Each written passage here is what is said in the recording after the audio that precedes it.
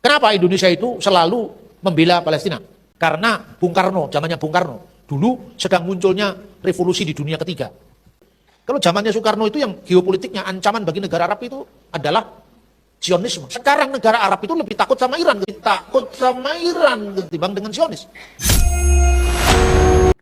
Halo kaum intelektual sekalian, wah gila. Luar binasa. Sepertinya video ini tidak akan disukai oleh warga Konoha. Sepertinya video ini akan dibenci oleh warga Konoha. Sepertinya video ini akan bikin warga Konoha kejang-kejang kelonjotan berjamaah. Terutama yang benci dengan Pak Bambang Nursena. Wow, gila. Ternyata selain ahli dalam teologi, antropologi, sosiologi, dan ahli bahasa, ternyata Pak Bambang Nursena ini juga ahli dalam geopolitik. Wow, gila. Kita harus mengapresiasi, luar biasa. Ternyata Pak Bambang Nursena ini adalah seorang maestro geopolitik yang sangat luar biasa. Kenapa saya mengatakan seperti itu? Ada sebabnya gitu ya. Bukan berarti saya mengglorifikasi Pak Bambang Nursena ya. Saya bukan protes Bambang Nursena ya. Saya benar-benar netral ya. Tapi kalau saya perhatikan baru-baru ini dia mengatakan geopolitik atau suasana geopolitik zaman Bung Karno dengan zaman sekarang ini dua hal yang berbeda. Itulah alasannya kenapa Bung Karno dulu mengatakan kita harus membela kemerdekaan Palestina. Karena apa? Karena zaman itu yang dimusuhi itu adalah Israel. Zaman sekarang yang dimusuhi siapa? Iran kan? Bukan Israel lagi kan? Israel sudah berteman baik dengan MBS, sudah berteman baik dengan Mesir, berteman baik dengan negara-negara tangganya gitu ya. Bayangkan, ya Israel itu pernah dikeroyok 6 negara pada saat perang Yom Kippur ya.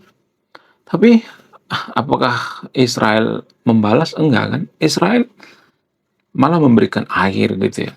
Memberikan air yang disuling gitu ya, air bersih gitu. Jadi kenapa orang-orang Timur Tengah itu nggak berani dengan Israel? Apa alasannya? Karena mereka bergantung sama air dari perusahaan Israel.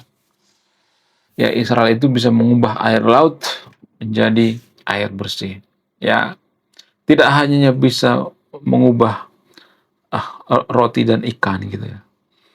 Ya 5 roti dan 2 ikan. 5 roti, 2 ikan jadi 1000 orang makan gitu. Enggak cuman itu ya. Enggak cuman keajaiban itu, tapi keajaiban mengubah air laut menjadi air tawar. Wow. Luar biasa. Itu nilai tawar daripada Israel di Timur Tengah. Bagaimana dengan Pak Bambang Nursena? Kenapa Pak Bambang Nursena mengatakan seperti itu? Apa alasannya? Jadi menurut keyakinan saya, Pak Bang Nursena ini mungkin kesel ya, menurut keyakinan saya. Kenapa kita itu selalu mengait-ngaitkan semua kemanusiaan itu terhadap Palestina? Jadi seolah-olah kalau kita tidak membela Palestina itu kita tidak punya jiwa kemanusiaan gitu ya. Jadi pokoknya kita harus membela Palestina gitu ya. Kita tuh seperti dipaksa untuk membela Palestina. Ini mungkin yang bikin Pak Bambang Nursena ini kesel gitu. Kenapa kita harus membela Palestina terus? Apakah Palestina itu punya jasa gitu? Ya, jadi alasan daripada membela Palestina itu karena Bung Karno mengatakan bahwa kita harus membela kemerdekaan Palestina. Ya kalau gitu ya mending Palestina itu provinsi daripada Konoha aja gitu ya. Ya dibikin provinsi aja gitu ya. Kalau nggak orang-orang Palestina itu disuruh datang ke sini gitu ya. Ya ke Konoha gitu ya. Jadi ya mohon maaf ya, yang jadi permasalahan itu terus gitu yang dipermasalahkan dari dulu. Kita harus membela kemerdekaan Palestina. Ya boleh-boleh aja membela kemerdekaan, nggak jadi masalah.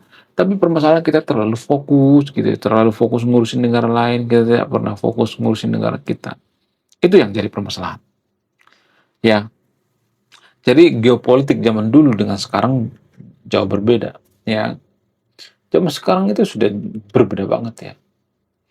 Ya, secara geopolitik ya, kalau saya perhatikan zaman sekarang ini, kita itu sudah berpikir rasional gitu ya dalam mengambil keputusan. Bahkan MBS ya, yang mayoritas Muslim, lebih memilih Amerika ya lebih memilih berteman dengan Nasrani daripada berteman dengan orang Syiah di Iran.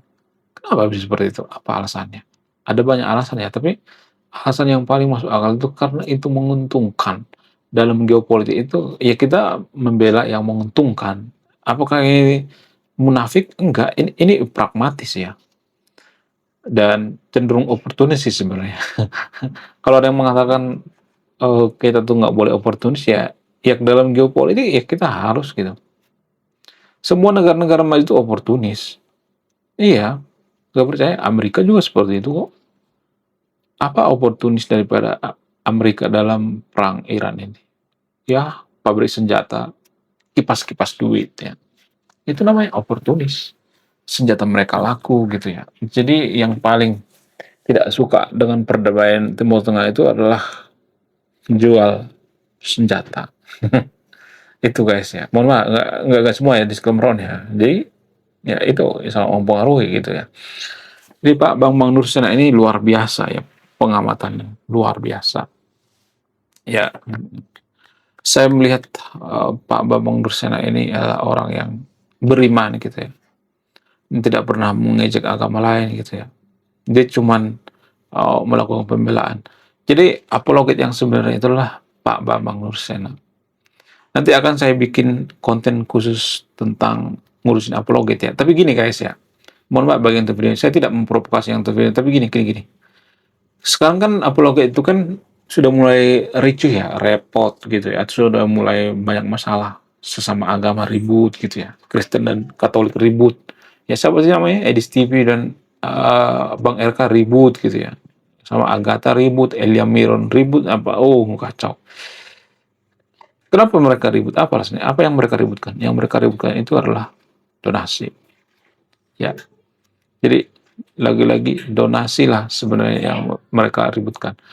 Artinya gini, ya kalau kita sering give mereka di TikTok dan di mana-mana ya kita sering mengumpul donasi, itu akan bikin mereka semakin ini ya fokus untuk membela apologet mereka. Jadi tolonglah please lah ya gitu ya. Saya tidak memprovokasi tapi stop lah ya, berdonasi sama apologet. Lebih baik kita berdonasi sama tetangga kita kayak gitu ya, anak yatim ya. Kalau ada yang butuh beasiswa gitu, secara langsung aja gitu ya. Stop ya. Stop normalisasi donasi terhadap apologet. Apologet itu seperti Pak Bambang Nursena, mereka nggak perlu bayaran, nggak perlu give, nggak perlu paus gitu ya, nggak perlu ngasih nomor rekening gitu. Ngapain? Ya, ya kalau nggak ya menciptakan sesuatu gitu, menulis buku, mau ngapa kayak gitu. Itu kan lebih bermanfaat ya. Itu lebih eh ini lebih untung gitu ya daripada donasi.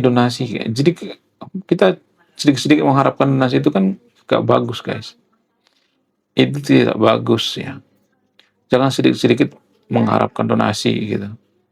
Karena kita bisa aja termakan budi ya sebagai apologet kan bisa termakan budi juga gitu ya. Jadi guys ya, ya mohon maaf bagi yang terpilih. Stop normalisasi untuk berdonasi. Stop. Ya. Apologet yang sebenarnya itulah Pak Bambang Nursena.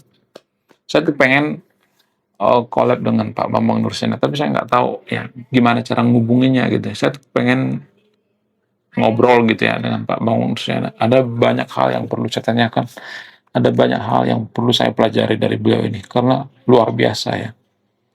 Ilmunya luar biasa, pemahaman sejarahnya luar biasa. Wow, gila. Gila. Sekarang saya mikir gini guys ya, kalau Konoha ini mayoritas Kristen, kayaknya banyak tuh ya Bambang Nursena baru gitu ya, luar biasa gitu. Artinya gini ya, saya tidak terlalu mengglorifikasi Pak Bambang Nursena, tapi kalau bicara tentang geopolitik dia memahami gitu ya, kalau saya perhatikan ya, sangat memahami sekali ya. Jadi berhentilah ya berpikir kalau kita tidak membela Palestina itu kita tidak punya jiwa kemanusiaan. Itu pemikiran yang sangat-sangat tidak bagus guys. Artinya gini, ya kalau kita pro terhadap kemanusiaan, kita juga harus kita juga harus ini dong, peduli dengan Ukraina gitu, peduli dengan negeri ya, negara-negara Afrika gitu ya, peduli dengan tetangga kita yang kelaparan gitu. Ya, itu sebenarnya kalau kita bicara tentang kemanusiaan, ya bukan Palestina. Palestina itu kan sudah ada yang ini ya, yang sudah ada yang bantu gitu ya. Siapa yang bantu Palestina? Amerika. Ada triliunan duit per tahun dari Amerika ke Palestina, sekitar 71 triliun per tahun. Ya, untuk apa? Untuk beli makanan gitu ya. Itu laporan dari PBB, guys. Kemudian tidak hanya itu, negara-negara Eropa juga membantu. Kemudian siapa lagi? Ya negara-negara yang ada di Teluk gitu ya, negara-negara Arab gitu ya. Mereka membantu juga gitu ya. Ya, donatur terbesar di Palestina itu adalah Amerika. Jadi kalau ada orang yang mengatakan sedikit-sedikit yang salah, Amerika itu salah total ya. Itu harus belajar dulu sama Pak Bambang Nursena. Tapi gini guys ya, bagi pendukung Bambang Nursena jangan sedikit-sedikit Bambang Nursena ya, sedikit-sedikit Bambang Nursena gitu ya. Ya dulu saya itu sering diajak debat dengan Pak Bambang Nursena ya. Tapi gini guys ya, gini. Mohon maaf ya. Kalau misalnya nih ya ada yang mengatakan bahwa ya, lu harus belajar sama Bambang Nursena dan sebagainya. Itu kan sebenarnya kita mengkultuskan seseorang gitu. Ya, kita tuh terlalu menyembah seseorang gitu. Ya kita harus ini dong ya, harus mengandalkan diri sendiri, jangan terlalu mengandalkan orang lain gitu. Ya, karena sedikit-sedikit, coba lu bisa nggak debat dengan Bambang Nursena? Jangan seperti itu. Ya, kita harus ini ya biasa aja gitu ya, jangan berlebihan. Boleh ngefans boleh, tapi jangan berlebihan, biasa aja gitu. Kalau kita berlebihan itu, maka manusia itu berpotensi untuk melakukan kejahatan. Manusia itu berpotensi. Ya, kemudian korupsi juga seperti itu ya. Di video saya sebelumnya sudah bahas ini ya. Saya mengatakan korupsi itu dimulai jutaan tahun yang lalu. Dengan cara apa? Dengan cara membantu yang satu kelompok dengan kita, dan itu insting bertahan kita. Kita membantu kelompok kita itu karena itu cara kita untuk bertahan kan.